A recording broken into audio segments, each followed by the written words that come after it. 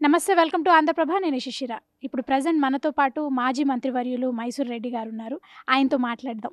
నమస్తే అండి. ఇప్పుడు అంటే ప్రెజెంట్ జరుగుతున్న విషయం ఏంటంటే, తిరుపతిలో 6 తొక్కిసలాటలో చనిపోయారు అంటున్నారు. అంటే ఇది టీడీపీ వైఫల్యం అంటారా? అది టీడీపీ వైఫల్యం అనే దానికి ఆస్కారం లేదులెండి. ఎందుకంటే బోర్డు అయితే నామినేట్ చేస్తారు. టీటీడీ బోర్డుని నామినేట్ చేసినప్పుడు టీటీడీ బోర్డు పాలక మండలే ఇన్ఛార్జ్ ఉంటుంది.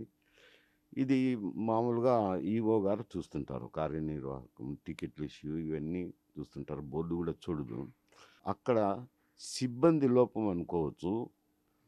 ప్రజల తొందరపాటు కూడా ఉండొచ్చు. ఎందుకంటే కొందరు ఏదో ఎక్కువ మంది వచ్చారని టోకన్‌లకు. పక్కన ఇది గ్రౌండ్‌లో పెట్టినప్పుడు కొందరు అస్వస్థతకు గురి అయినారని, వారిని తీ తీ బయటకు తీసుకురావడానికి గేట్ తెరిచినప్పుడు జనమంతా తోసుకొని వచ్చినారు అని అన్నారు. ఇక్కడ సిబ్బంది వైఫల్యం కిందకే వస్తుందిది. ప్రభుత్వ వైఫల్యం అనే దానికి లేదు కదా ఆస్కారము.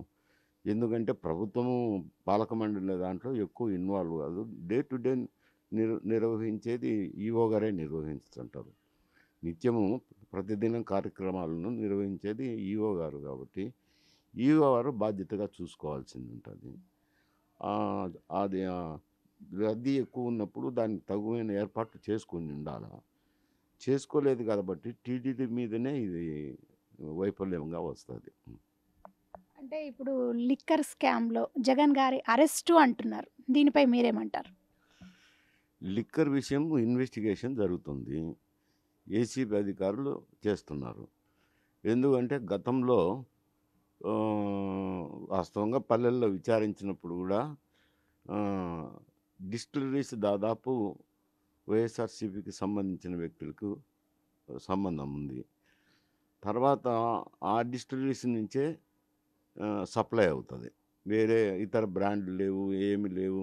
ఇతరుల కంపెనీలు లేవు గాబట్టి, కేవలం ఆ 4, 5 డిస్టిలరీస్ నుంచే బ్యూరేజ్ కార్పొరేషన్‌కి ఉంటుంది. బ్రూవరేజ్ కార్పొరేషను ఇక్కడ బ్రాందీ షాపులకు సప్లై చేస్తారు. దాదాపు బ్రూవరేజ్ కార్పొరేషను, బ్రాందీ షాప్ గూడా గవర్నమెంటే నిర్వహించింది. డిస్టిలరీస్ గూడా వారికి సంబంధించిన వ్యక్తులే ఉన్నారు. లావాదేవీలు ఒక తూరి పరిశీలించినప్పుడు, గ్రామాల్లో విచారించినప్పుడు ఎక్కడ గూడా ఫోన్‌పేలు ఇటువంటివి లేదు. క్యాష్ మాత్రమే తీసుకున్నారు. బిల్లులు క్యాష్ మాత్రమే పే చేస్తా వచ్చినారు. అయి బ్రాండ్స్ నేమ్స్ కూడా సరిగ్గా తెలియవు. ఏ బ్రాండు ఏమని ఏదైనా బ్రాందీ షాప్‌కి వెళ్ళి అడిగితే విచారించితే నీకు రూ. 100, 200, 300 అని అడుగుతారు. 300 అంటే ఏదైనా ఒక రకమైన బ్రాండ్ వస్తది. మళ్ళా రేపు పోయి 300 అడిగితే అది మరొక రకమైన బ్రాండ్ ఉంటది. చేయటము ఇది లావాదేవీలు క్యాష్‌లో చేయటము. అంటే సెకండ్స్ ఎక్కువ వాడతారనమాట. సెకండ్స్ వాడినప్పుడు దాంట్లకు అకౌంట్లు సరిగా ఉండవు. అది గాకుండా 30% ఇచ్చినారని అపవాదుంది. 30% సీఎంఓకు చేరింది అని. అంటే ఇది వి పేదవారు ఈ వ్యసనమే ఇది అసలు వ్యసనము తాగేది. ఆ వ్యసనంలో ప్రభుత్వం డబ్బు చేసుకోవడం అనేది, ప్రభుత్వ పెద్దలు డబ్బు చేసుకోవడం అనేది మరింత దారుణమైతది. దాన్ని సిఐడి వాళ్ళు విచారించుతున్నారు. విచారణలో మరి తేలినప్పుడు తప్పకుండా అరెస్ట్ చేస్తారు. మరి విచారణ బట్టి ఉంటుంది అరెస్ట్ అనేది. అంటే ఇప్పుడు టీడీపీ ప్రభుత్వం దీన్ని ఫాలో అప్ చేస్తుందంటారా? ఈ కేస్‌కి సంబంధించి జగన్ గారి అరెస్ట్ విషయంలో? అంటే ప్రభుత్వం నిర్వహించేదేముంది? సిఐడి దర్యాప్తు చేస్తున్నారు ఇన్వెస్టిగేషన్. అక్కడ లింకులు సాక్ష్యాధారాలు కొంచెం లింకులు వచ్చినాయంటే దాన్ని బట్టి అరెస్ట్ అనేది ఉంటాది. అంటే అరెస్ట్ ఖాయమంటారు జగన్ గారిది. ఒకవేళ ఖాయమని చెప్పను. ఇన్వెస్టిగేషన్ జరుగుతుంది.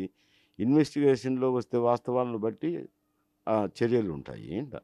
ఓకే. అంటే కేసు దర్యాప్తు అంటే విచారణ జరిగి అంటే కేసు ప్రూవ్ అయితే ఖచ్చితంగా అరెస్ట్ చేస్తారంటారా? విచారణలో అవకతవకలు బయటపడి ప్రూవ్ అయినాయంటే తప్పకుండా చేస్తారు. విచారణలో ఏమి తేలకపోతే ఏం చేస్తారు? ఏం చేయలేరు గదా!